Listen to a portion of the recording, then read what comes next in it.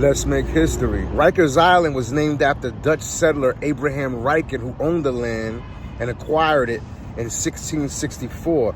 His family held on to it for over 2 centuries when they sold it to the city in 1884 for $180,000. Initially, the city was using the land to train its military personnel.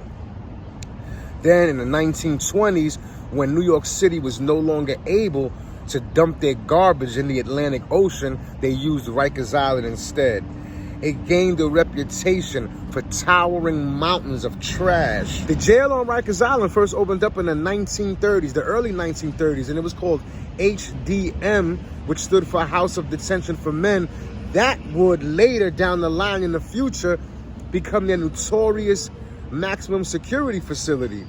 Prior to the 1930s, if you were arrested and you couldn't make bail, you would be sent to Roosevelt Island, which at that time was known as Welfare Island. And that jail was becoming so overcrowded, so they moved it to Rikers Island. And then in 1957, a plane from right nearby LaGuardia Airport crashed on Rikers Island. I believe it was on its way to Miami. And many of the prisoners who were outside, who happened to be outside, rushed over to assist and help out however they could. And those prisoners got a sentence reduction.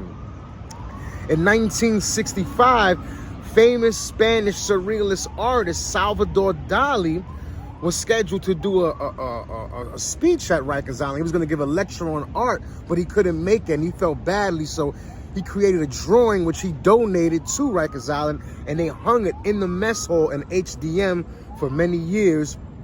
Then in the 1980s, they moved it for safekeeping to the lobby of the 6th building. Then in 2003, it was stolen and replaced with an imitation. There was an investigation.